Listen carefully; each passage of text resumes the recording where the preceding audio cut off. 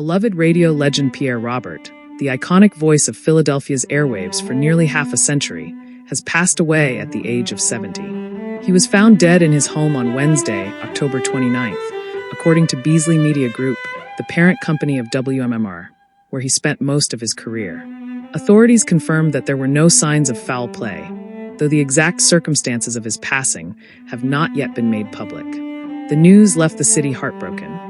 For generations, Pierre wasn't just a DJ. He was a daily companion, a storyteller, and a friend whose warm voice made the world feel a little smaller and a lot kinder. Early life.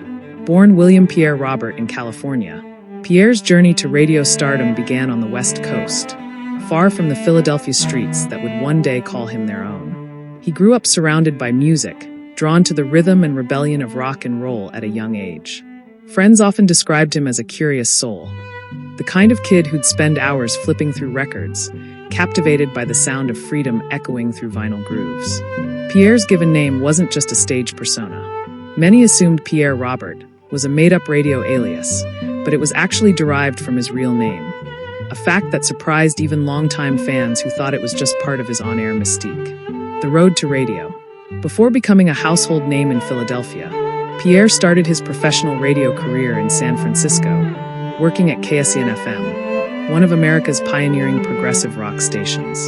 KSAN was famous for pushing musical boundaries, a perfect fit for the free-spirited young man who lived and breathed the counterculture energy of the 1970s. However, when KSAN changed its format to country and Western music, Pierre realized it was time to move on. In 1981, with all his belongings packed into a 1970 Volkswagen microbus affectionately named Minerva, he set out on a cross-country journey to Philadelphia. The bus had bald tires and more character than horsepower, but for Pierre, it was the ride of destiny. That journey, half road trip, half leap of faith, marked the start of something special. When Pierre first arrived in Philadelphia, things didn't fall into place right away. He initially applied for an on-air position at WMMR, but to his disappointment, he was rejected. It could have been the end of the story, but Pierre's spirit was far too strong to be stopped by a single no. For a short time, he worked at Scene, a popular health food store and vegetarian restaurant near South Street. During that period, he reportedly had a palm reading, and was told he would soon receive an important letter. Weeks later, that prophecy came true. WMMR reached out and invited him to join the station as a DJ. It was 1981, and the rest, as fans often say, was history. Pierre Robert became a Philly icon through sheer authenticity. Over the next 44 years, his voice became one of the most recognized in the region, not just for what he said, but for the way he made people feel. His show, The Pierre Robert Show, aired weekdays from 10:30 a.m. to 2 p.m., always beginning with his trademark greeting. "Greetings, citizens." That cheerful phrase became part of the city's cultural identity, a friendly signal that the day was about to get better. Pierre's tone was easygoing, filled with hippie warmth and humor. Sometimes he'd run late or stretch past his time slot, which led listeners to jokingly coin the phrase, Pierre Standard Time. Beyond the jokes, though, his show had soul. He mixed classic rock anthems with new discoveries, celebrating legends like the Rolling Stones and Bruce Springsteen, while also spotlighting rising local artists. His deep love for music was infectious. You could hear it in his voice with every song he introduced. Pierre wasn't just a DJ. He was a human bridge between artists and listeners. Off-air, he was kind, approachable, and fiercely devoted to his values. He was a dedicated vegetarian for more than 35 years, having given up meat around 1990. His commitment to compassion extended beyond diet. He believed in kindness, empathy, and respect for all living things. Pierre also became known for his no-play list, a personal code rooted in integrity. He famously refused to play Guns N' Roses after the band failed to appear for a Philadelphia concert in 2002, leaving fans disappointed. "They didn't show up," he recalled years later, and the crowd broke into a riot. He also chose not to air music by artists who, in his view, spread hateful or divisive messages. His guiding principle was simple.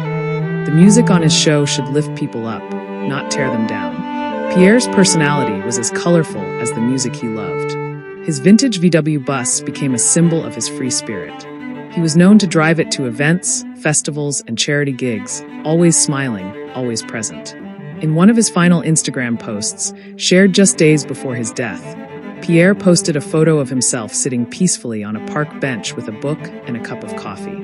The caption read, "Sunday afternoon in Philly in my beloved Rittenhouse Square, with a great book, a cup of La Colombe, watching the world lazily drift by. Pretty close to perfection."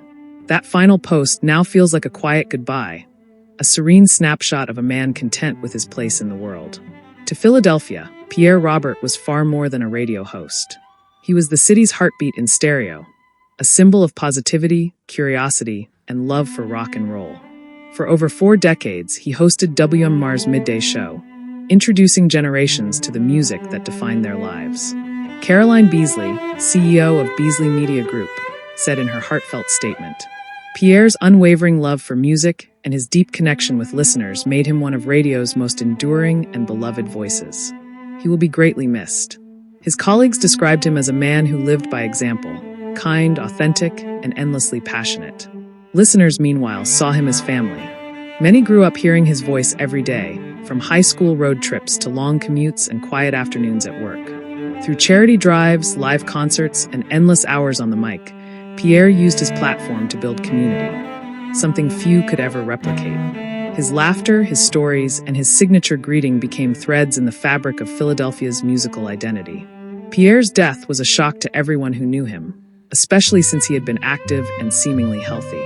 Police confirmed he was found deceased in his home on Wednesday, October 29th, and that no foul play was suspected.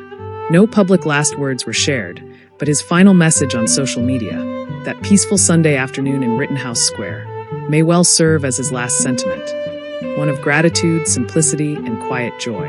Pierre Robert leaves behind a legacy that transcends music. He reminded everyone that being kind, curious, and true to yourself is the real mark of greatness. Philadelphia will never sound the same again. His microphone may be silent, but his spirit will echo forever through the music he loved, the listeners he inspired, and the countless lives he touched. Rest easy, Pierre Robert. Thank you for every word, every note, and every greetings, citizen.